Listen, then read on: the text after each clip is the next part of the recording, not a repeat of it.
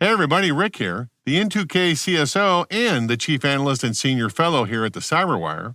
This upcoming Thursday at 2 p.m. Eastern, join me and our VP and Senior Editor, John Petrick, as we review topics and events that have made the most significant impact in 2022. Normally, this quarterly show is a CyberWire Pro exclusive, but because of the holidays, we're letting all CyberWire readers and listeners in. You're welcome. Register today by visiting thecyberwire.com/analyst call. That's thecyberwire, all one word, .com/analyst call, all one word, and happy holidays to everybody.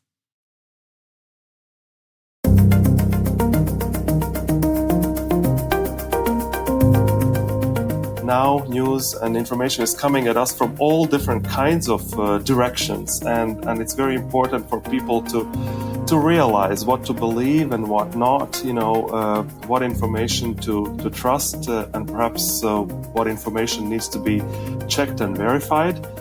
Hello, everyone, and welcome to the CyberWire's Hacking Humans podcast, where each week we look behind the social engineering scams, the phishing schemes, and criminal exploits that are making headlines and taking a heavy toll on organizations around the world. I'm Dave Bittner, and joining me is Joe Kerrigan from Harbor Labs and the Johns Hopkins University Information Security Institute. Hello, Joe. Hi, Dave. We got some good stories to share this week, and later in the show, Kaspars Ruklis, he is the program manager for media literacy at IREX, on the Very Verified Media Literacy Program.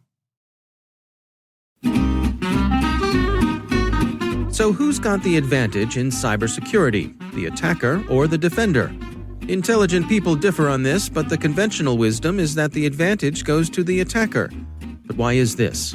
Stay with us and we'll have some insights from our sponsor, KnowBe4, that put it into perspective. All right, Joe, before we jump into our stories, we have a bit of follow-up here. We got a kind note from a listener named Vicky who writes in and says, I listen regularly to both Hacking Humans and Caveat podcasts.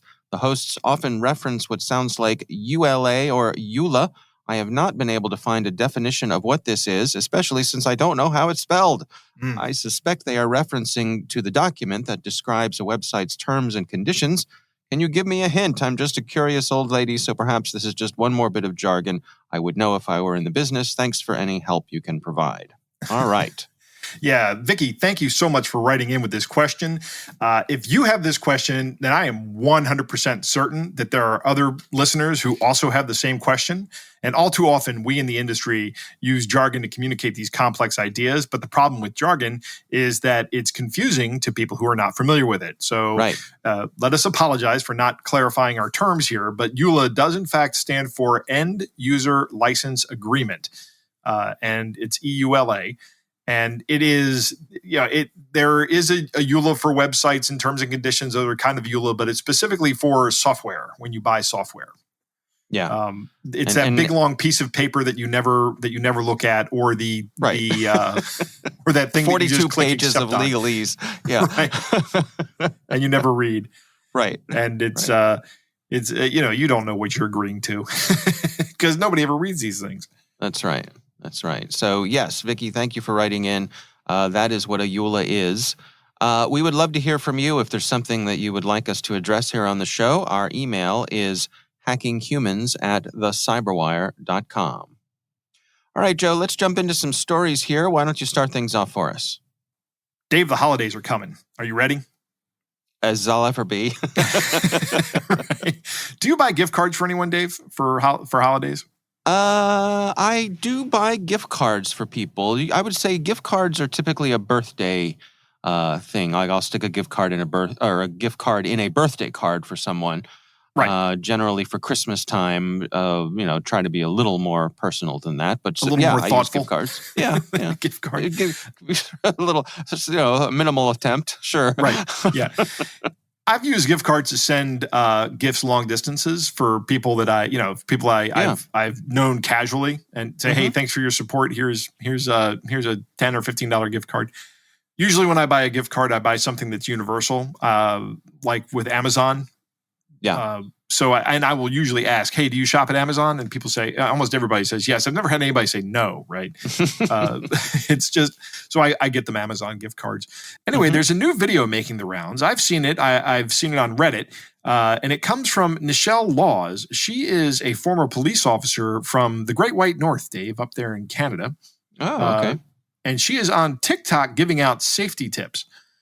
Oh, the irony. Being on TikTok giving out safety tips. But nevertheless, she is doing a public service and a public good. And she has recently learned about a scam that works with gift cards. So here's what happens. Let's say there's a bad guy. His name is Joe. And he has a gift card for some he goes out and gets a gift card for some service that he uses, this guy named Joe. You know, you can't trust guys named Joe, right? No. So he goes out and gets a gift card. Maybe he loads it up with like $20 and opens it up on whatever platform it is that the gift card is associated with. Then he takes a copy of the barcode and goes back to the store and just takes a bunch of other gift cards off the shelf, goes back home, prints out copies of the gift cards on sticky of the barcode rather on sticky labels and pastes them over top of the gift card on the that they just taken from the merchant, from the store. Then takes them back to the store and distributes them around the kiosk for the next person to come and buy. Right. So when somebody buys a gift card, they grab the next gift card that this guy Joe put on the gift card kiosk. They walk up to the cashier, and the cashier scans the barcode, says, "Yep, this is one of our gift cards." And the person gives them, said, "I want to make this a $20 gift card." The person gives them $20 or pays $20 with a credit card, and then the person leaves thinking they have a $20 gift card they're going to give to somebody. But what they've just done is they've given Joe $20 on, let's say, his Steam account, right? Oh. So isn't that interesting? What happened with Nichelle Laus when she went up to the cashier, she handed the cashier the gift card, and the cashier said, "Oh, this one's a fake one," and peeled back the label and said, "You have to go get a different one," because the cashier was aware of this scam. Now, I got to tell you, Dave, I'm surprised this even works. Me too. Yeah. So just so I understand here what's going on. So the bad guy buys a gift card, puts some money on it. Right. Takes it home. Yep. Then the bad guy goes back to the store, steals a bunch of gift cards, but they have no money on them. Yeah, it's not even stealing. You can just walk in and take any of the gift cards you want, no problem. Really? Yeah. I didn't know that. They don't have any value until you put money on them. Okay. I never really thought about that. Yeah, that's why they're all stacked up there. I mean, they're really easy to get out of the store with because they're worthless essentially. Yeah. So takes a bunch of gift cards home, and then, as you say, makes up stickers with the barcode of the gift card that they had put some money on. Right. Puts those stickers on the new gift cards, take those back to the store, puts them on the shelf. So now someone buys that gift card, puts money on it, but the money is actually because of the barcode, the money is being put on the gift card of the scammer. That's correct. Huh. That's interesting. Because what I was wondering was, most gift cards have a thing that you have to scrape off that has some kind of code on it. Yep, that remains intact. But this circumvents that because the money is being put on by the cashier, who presumably is a trusted person in the chain of custody of the gift card. Correct. Right. What's happening is that gift card that you're buying with this little scratch off code and its barcode are being carried out of the store worthless because you haven't actually scanned that gift card. You've scanned the scammer's gift card. And I hate having to say scanned the scammer's gift card because it's right. Say that 10 times fast. Yeah, it can sound confusing, but that's what happens. Now, it seems to me, Dave, that again, this is a flaw in the design of the gift card point of sale system. That when you have these gift cards and you can put more money on them. I've seen that with my wife. She has a Starbucks card and she continually recharges her Starbucks card. Right. With the app, she puts money on it with the app. But why can you do that at a point of sale? And maybe I'm misunderstanding the design of the system here or the intent of the system, but I think this is something that the people who designed this system didn't envision. And in fact, I'm actually kind of surprised. How long have we had gift card kiosks in stores? For a very long time, right? Yeah, and sure. just now this scam is starting to come to light. So I think the scammers kind of missed this one until now as well. Yeah, I'm trying to think of a workaround or a mitigation for it, and I Check suppose for a you barcode. could. Well, you could charge up the card initially at the merchants, but then maybe if you want to add money, you need to have that code with the scratch off. Right. That would be the way to do it. You can't just add money with the barcode. Right. But the merchants can add money just with the barcode. They could initially activate the card, but then couldn't add more without the extra code. That might slow it down. You want to see some wild speculation here?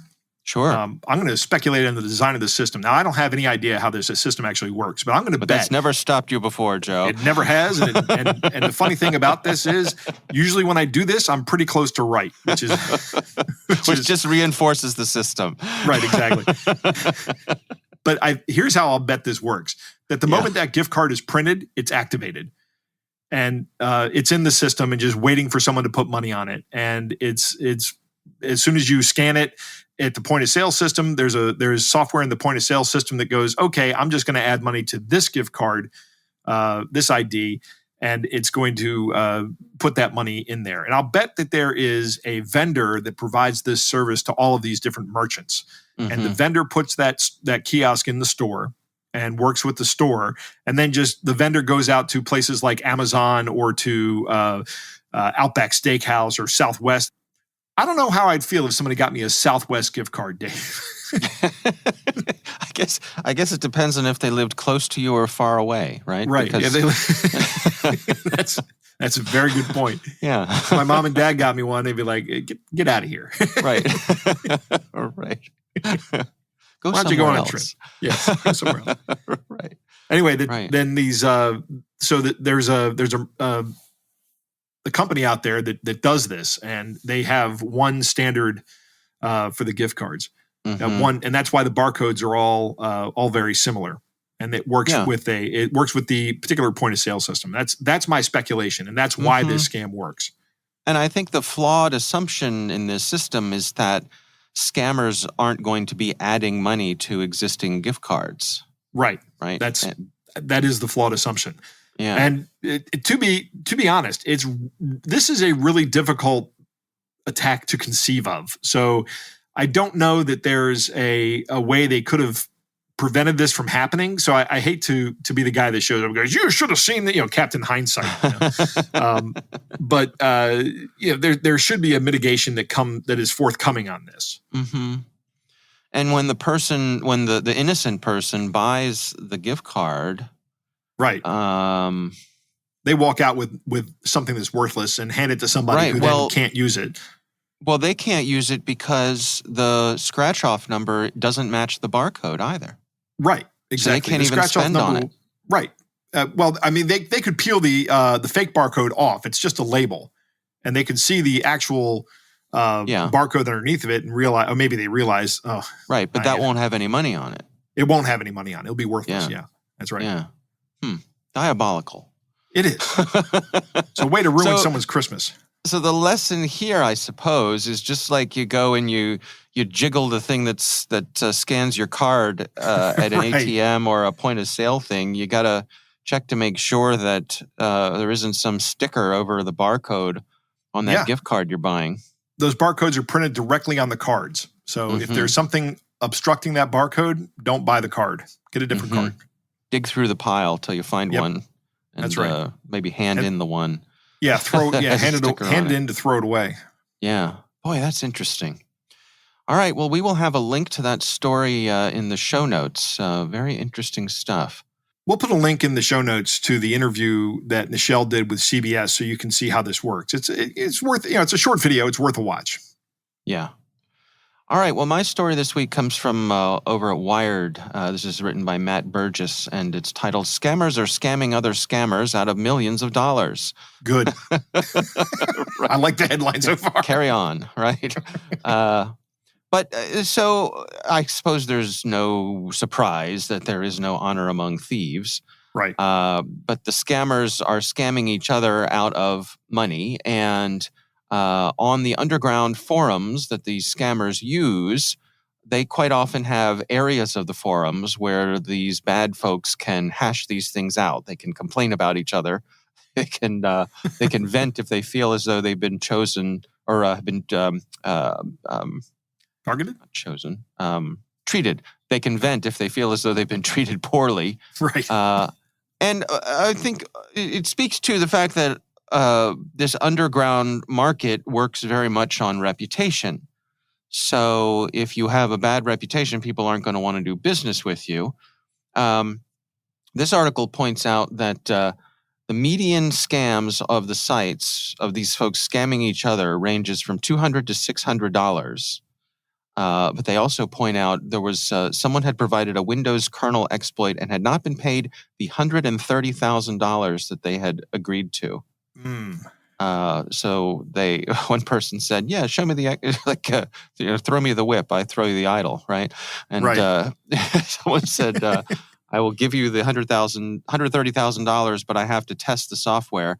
So they got the software and never gave never paid the up money. Surprise, you know what I surprise. do then is I report that immediately to Microsoft.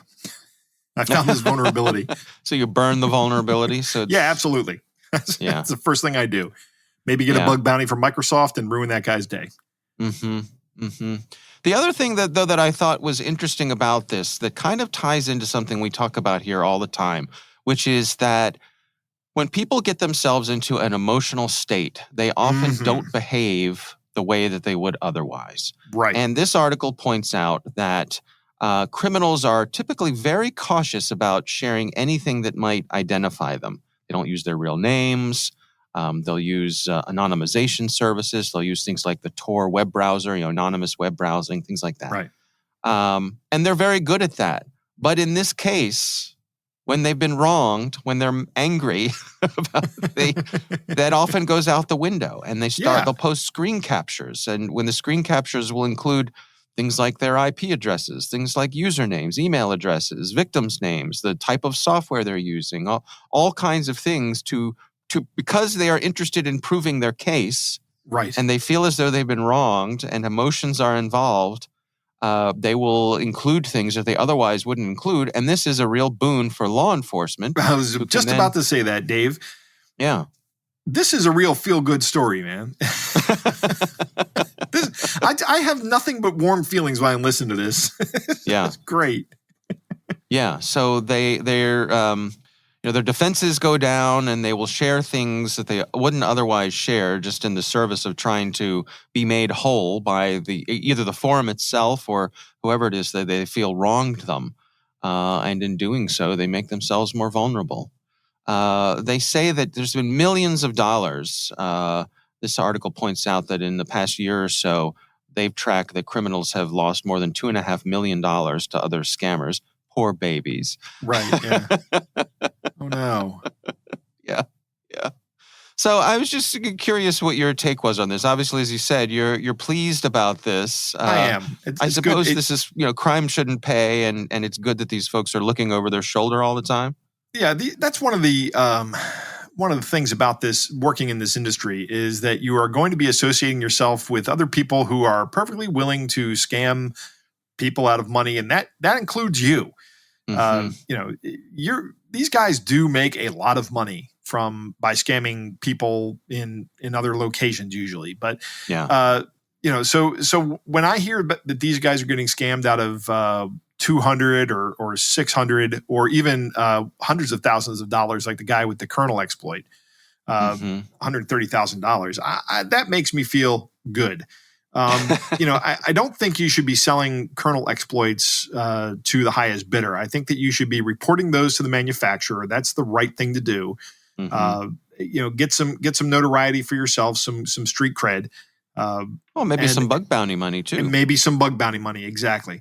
But do the right thing. That's what you should be doing anyway. But Mhm. it's going to fall on the deaf ears of scammers. I think they're not interested in doing the right thing. They're interested in getting the easy money. So when they have their money taken from them, I think I get this little satisfied feeling inside of me. Little tickle up your spine. Yeah, but the really great icing on the cake is that they start having their emotions taking control, and that's exactly what these guys do to other people. So Mhm. I like seeing that. That's a little bit of just desserts, I think, and I feel a little bit of righteous satisfaction at seeing this happen. I don't know. Yeah. Maybe I'm. This is too much Freudenschade, but taking delight in take other it. people's suffering. But Sure. I'll take delight in the suffering of scammers. Yeah, I think that's fair. Yeah. Worth noting that this article is written based on some research that was done by the folks over at Sophos. They mentioned Matt Wixie as one of the researchers here, so give them credit where credit is due. Again, this article comes from Wired, and we will have a link to that in the show notes. All right, Joe, that is my story for this week. Why don't we move on to our catch of the day?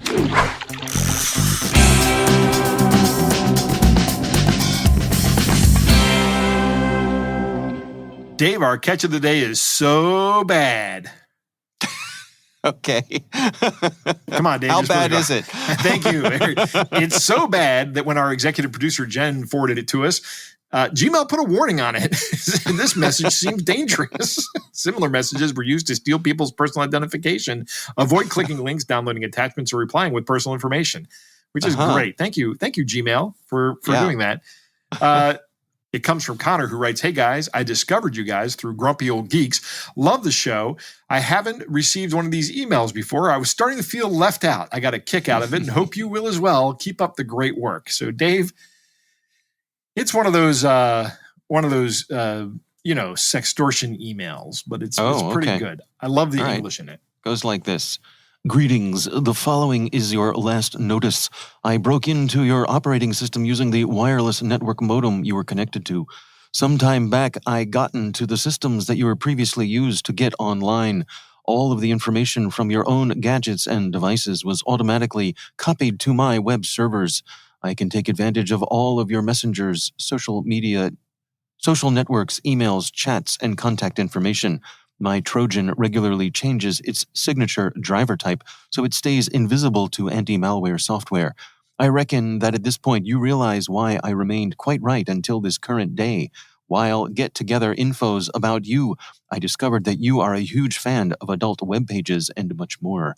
You actually prefer to go to porno web pages and watch kinky video clips while having an orgasmic pleasure. I have surely made a web camera capturing videos of you, the editing of the video clip you are watching at the same time, and you're pleasuring yourself. Your own facial area is obviously seeable. I do not think this type of information will be great for your profile. I can now direct this footage out to everyone who realize who you are. I also have no challenge with making all your personal data public via the internet. I think you realize what I mean. It may be a real disaster for you. I'll be able to ruin your daily life permanently. I really think that you do not want that to take place. Now let's fix it in such a manner. You send me $1,200 via Bitcoin equivalent at the time of exchange, and I'll immediately get rid of all your data from my computers, and then we will just ignore each other. My Bitcoin wallet address for transfer. In case you don't realize how to transfer cash and exactly what Bitcoin is, the key in the Google search engine, buy Bitcoin. I present you with 3 business days to transfer money. The timer launched counting instantly once you read this message. I'll receive a message the minute this email is exposed. Do not attempt to look for aid, as the payment address cannot be tracked.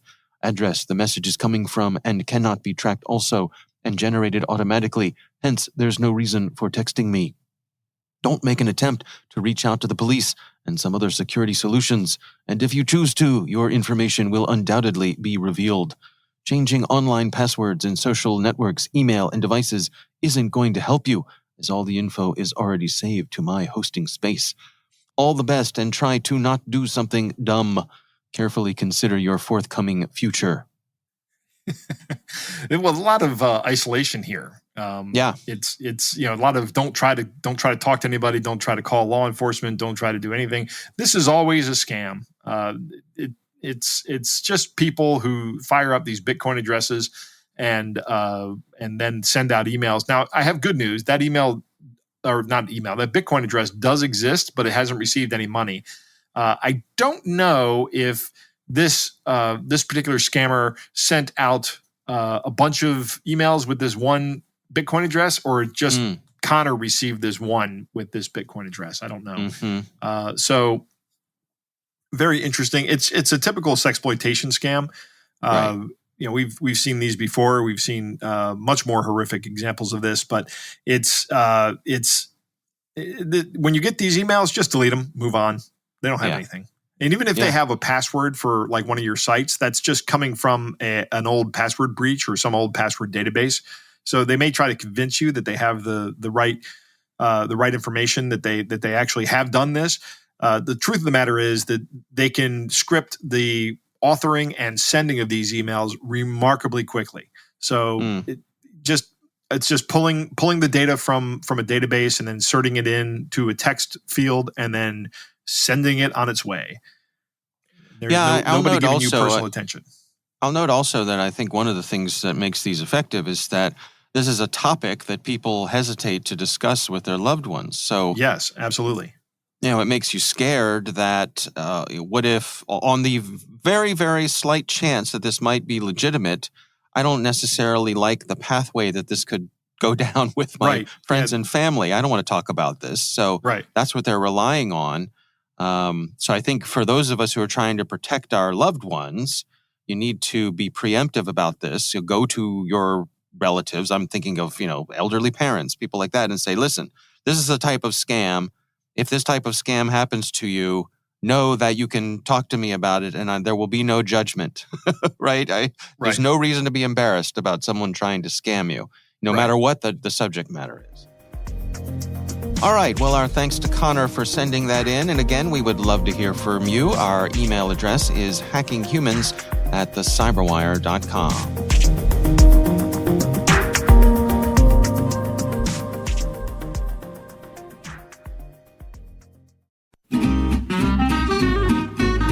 Now let's return to our sponsor's question about the attacker's advantage.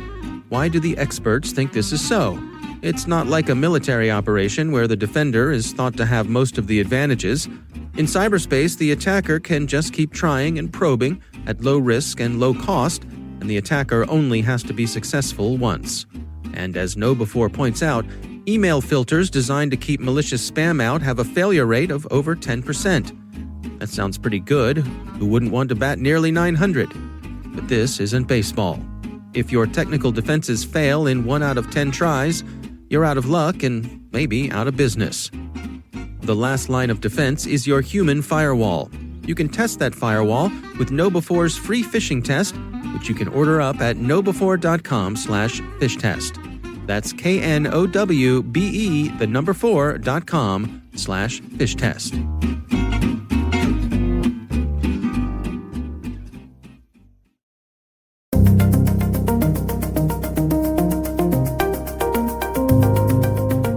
Joe, I recently had the pleasure of speaking with Kaspars Ruklis. He is the program manager for media literacy at an organization called IREX, and we were discussing the Very Verified Media Literacy Program. Here's my conversation with Kaspars Ruklis. Well, disinformation is a huge issue, not only in the United States, but also all around the world, including the Baltics. And there has been a lot of different types of misinformation and disinformation connected to the rise of the social media and many other information channels, also connected to foreign propaganda that is quite accessible, or it's used to be quite accessible here in the Baltic states. And so there's a big need for the society to learn tricks and tips, how to better navigate the information environments, as complicated as they are today. It's not as simple as it used to be even 10, 15 years ago, when there were, major news sources, the television channels, and also a limited number of television channels, perhaps, newspapers and radio. now news and information is coming at us from all different kinds of directions, and it's very important for people to realize what to believe and what not, what information to trust, and perhaps what information needs to be checked and verified. So I think, that's where the need comes from. Can you give us some insights as to what are some of the specific things that people deal with there when it comes to disinformation? I mean, I think we have an idea, those of us here in the United States, of the types of things we deal with, but I suspect there are some differences in your part of the world. Yes, there are many things that are probably quite similar, and especially, the things that, happened around the global pandemic. There were a lot of people around here that were also very skeptical about the virus, just like in the United States and many other places around the world. But then perhaps what is slightly different for us, we are actually having a joint border with the aggressor, with Russia at the moment. And the Russian government has been disseminating propaganda messages for many years.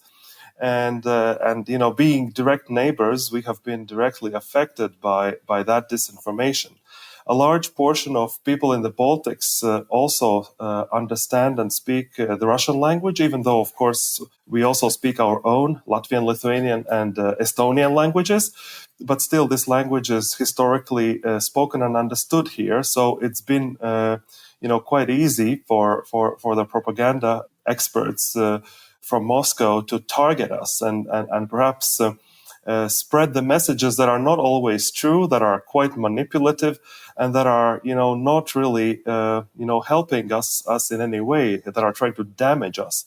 They have tried different campaigns portraying the Baltics as failed states. They have been, in part, successful with those messages. So perhaps that's one really big difference. And as we all have seen since February 24th, unfortunately, this threat is not only in the information environment, but if you look at what is happening in Ukraine and how Russia has been aggressive against Ukraine and in the territory of Ukraine, then sometimes these threats can really translate into something much more tangible and bigger. And that's certainly not something that people in the Baltic states are looking forward. We are a part of the Western world now. We are Latvia, Lithuania, and Estonia are members of EU and NATO, and we do align with the values of the Western democracies at the moment. Well, let's talk about the Very Verified Media Literacy Program. What exactly are you doing here? What are the things that you've put in place?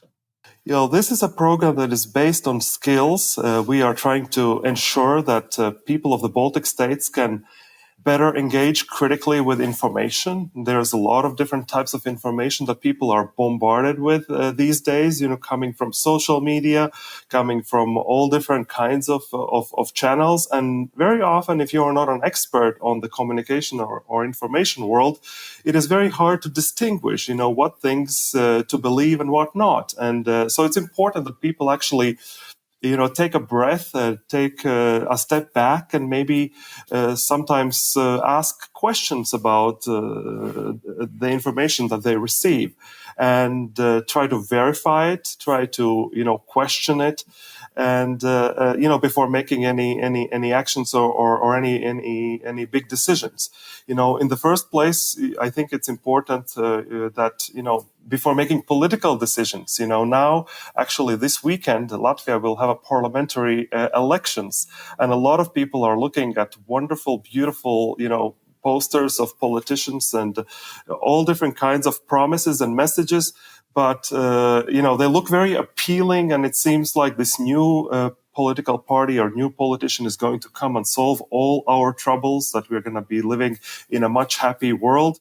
But what people sometimes do not realize is that they actually need to look at it a little more carefully with some scrutiny, and there are ways how information can be checked and verified, by looking at the records, by even sometimes even such a simple thing as a Google search can help find out what these people stand for and what they are all about.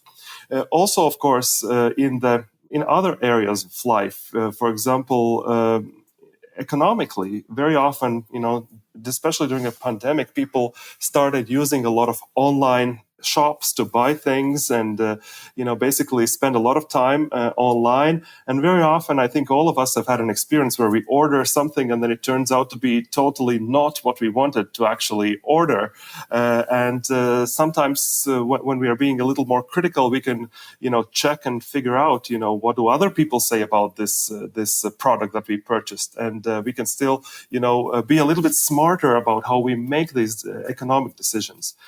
And also in other areas, like we work a lot with young people and young audiences. Very often they choose their next university to go to. Here in Latvia, there was a university that actually organized like a big party during the late hours, and students who attended the party and chose a study program got the 50% discount for studies. Is that really how people want to make a decision about their future without really much trying to investigate what exactly are they going to be studying, and what is the quality of this study program, and so on and so forth? So there are so many different areas why this course can help people to navigate the information environment a little bit better and in their interests. Yeah, is it accurate to say that it's not so much that you're trying to tell people, something is true or something is disinformation, but you're really providing them with tools to better be able to evaluate on their own? Yes, exactly. I think it's very important not to, be lecturing from a supreme position, because especially people that are, that have their mind set on certain things, it's very hard to convince them with a lecture about how things should be done in a normative way. Of course, it's probably not a good idea. So our approach is actually much more gentle, so to speak. We try to equip people with different tools. We tell them how to, for example, fact check stories, fact check photos or fake videos. We point out things that should be kept in mind when you read a sensational headline, for example. And we don't tell them what to read and what to consume, but how to do it, in a more sensible way that actually benefits perhaps them later on. And how are you reaching people? How do you engage with them? Well, Media Literacy in the Baltics program has a number of components, but one of our main components is we actually work with universities. So we actually have a cooperation with 13 university partners in Latvia, Estonia, and Lithuania. So we help university faculties to develop specifically designed study courses that we called JEDI in English, meaning journalism in the era of disinformation, trying to explain some of the things that are important for the future communication professionals to avoid disinformation.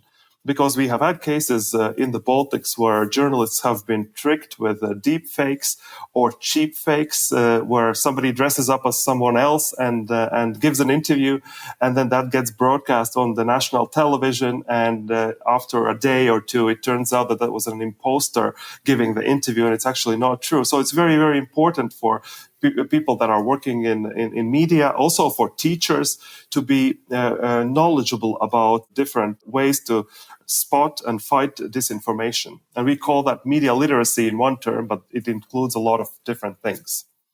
And where do you hope the program goes as you expand and are exposed to more people?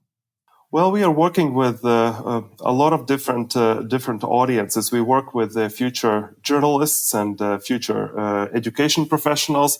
We are also targeting teachers that are already working in the schools, because national curricula is requiring them that they integrate media literacy skills into all study subjects horizontally. So those are some of our audiences. Then we also just go out and work with youth organizations in the Baltics who are interested in becoming better, more informed citizens. So it's really targeting all different kinds of people, living all over the Baltic states. Also, what is important for us, given our specific, is that we work with Russian-speaking population, especially with Russian-speaking youth. We do have some regions, especially in Estonia and in Latvia, where we have a large proportion of Russian speakers, and sometimes they speak also the Latvian or Estonian language, depending on which country, of course, but sometimes not as well. And the risk is that they are facing this information coming from channels from Moscow is much higher. So we do pay attention to make sure that also this Russian speaking population is well integrated and also well equipped with tools to recognize different manipulation that may not be good for them. And how do you measure success? How do you know that your efforts here are really making a difference? We do have a very rigorous monitoring and evaluation program that we use. We do ask a lot of questions throughout our trainings, and also on the online course that we have just launched called Very Verified.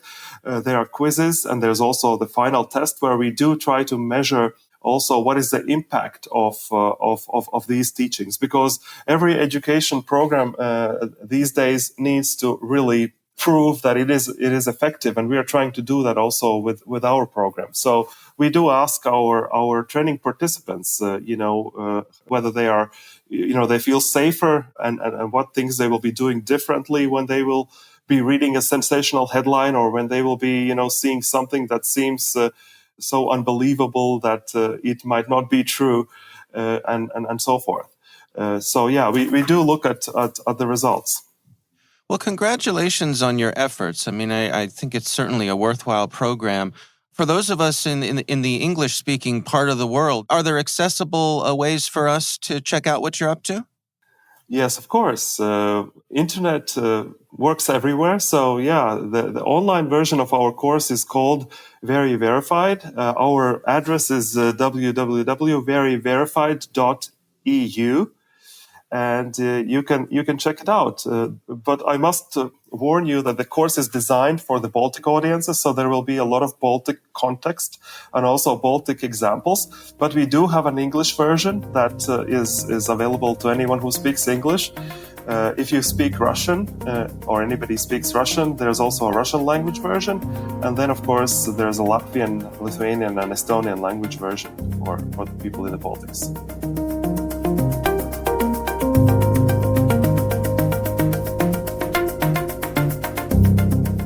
Joe, what do you think?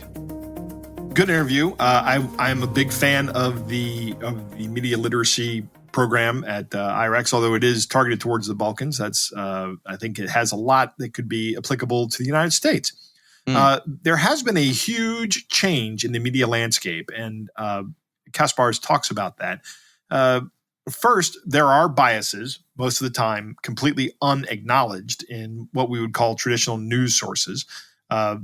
It's just the nature of part of human nature that you've got to understand that the people reporting the news to you are people and do have their biases, right? That is one of the things that is just unavoidable in dealing with people. They're going to have biases, and you're just going to have to try to understand what their biases are. Yeah. With the expanded internet access that we've all experienced, the number of outlets has absolutely exploded. So now, one of the things Kaspar says in here is that we started off with like a very few number of news outlets. So it was easy to vet them, right? Because if you can count them on one hand, you can go, okay, that one is good, and they tend to be a little left leaning. That one's good. They tend to be a little right leaning. That one's garbage. And you know which one I'm talking about. The National Enquirer. Sure. But now what's out there? It's actually the National Enquirer are not necessarily bad in terms of news, but just what they cover is just unpalatable to me, I should say. Are they still around, the National Enquirer? I think so. I think you can get them at your local newsstand, I suspect. Yeah, that's great. I think it's always interesting to hear the differences and similarities in other populations, to me at least. The Russians are masterful at propaganda, Mm. and nobody experiences that more closely than the Balkan states.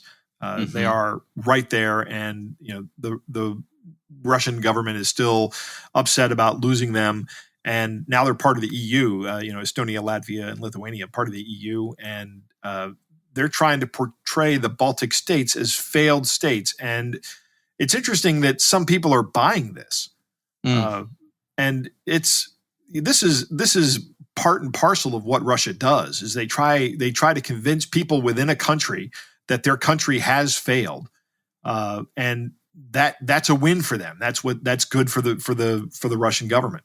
It works. So I like one of the things Kaspar says: question everything. Every message from any media outlet should be taken with a grain of salt. You should at least understand the biases that you're dealing with from the media outlet. You should also make sure you have reputable media outlets. There are a ton of media outlets that are either owned by people in political parties or people closely associated with political parties. I wouldn't count anything any of those media outlets say as valid, just because they are masquerading as a real news outlet, and it's just not something that is the case. It's just not true. They're just essentially publicity arms for these political parties. If you want to call them propaganda, I really wouldn't have a problem with that. It's good to see that politicians in Latvia are also untrustworthy. I think that might be a universal truth. Good in what way, Joe? It's reassuring that it's not just us. Yeah, reassuring that it's not just us. Okay. The big universal truths of human nature. Yeah, the big smiling poster of people, and I'm going to make everything so much better, and then you elect them and nothing changes. I like his story about going to school, the university that had the big party and gave everybody 50% off. I have a big rant on picking a school and a major, but I'll save that for another time. It's actually outside of the scope of this show, but it's very important to listen to. So if anybody wants to hear it, let me know. I'll give you a call and give it to you, and you can listen to me rant on the phone for a little while. 1-900 Joe Rants. Right, I'll make a fortune. $4.99 a minute. Yeah. Right.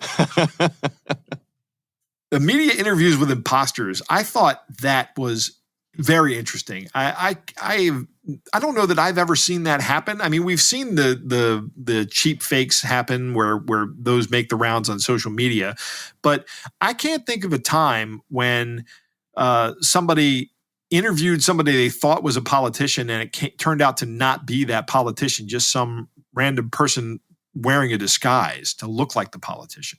Have you ever seen that happen?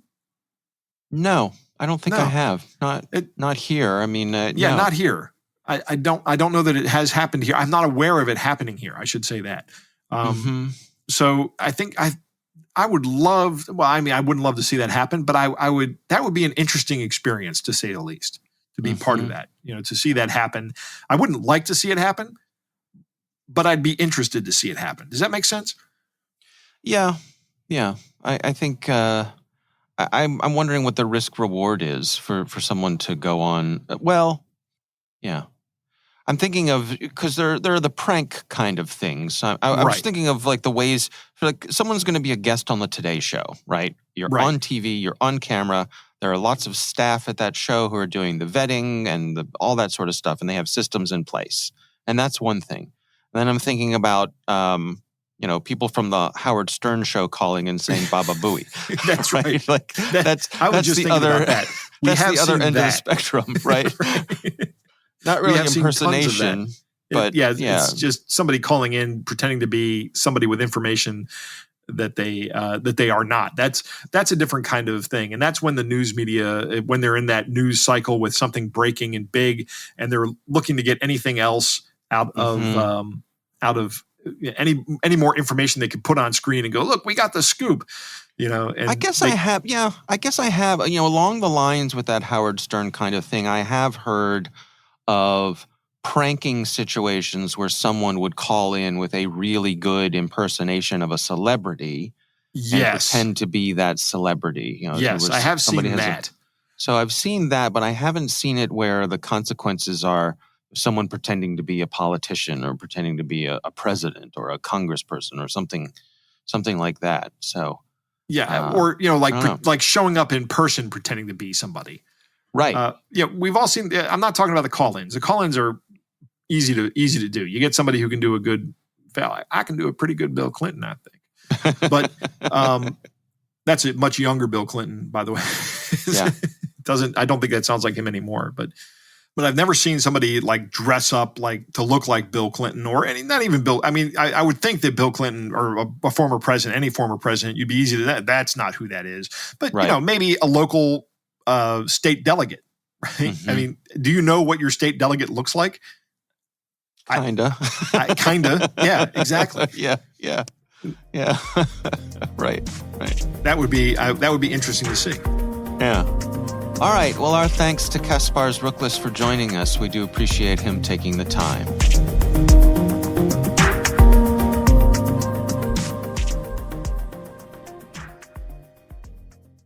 And we want to thank our sponsors, KnowBe4. They are the social engineering experts and the pioneers of new school security awareness training. Be sure to take advantage of their free phishing test, which you can find at knowbe4.com/phish test. Think of KnowBe4 for your security training.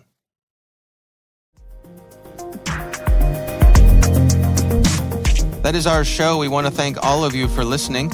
Our thanks to Harbor Labs and the Johns Hopkins University Information Security Institute for their participation. You can learn more at harborlabs.com and isi.jhu.edu.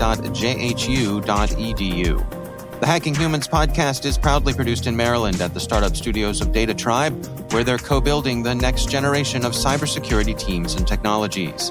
Our senior producer is Jennifer Iben. Our executive editor is Peter Kilpie. I'm Dave Bittner. And I'm Joe Kerrigan. Thanks for listening.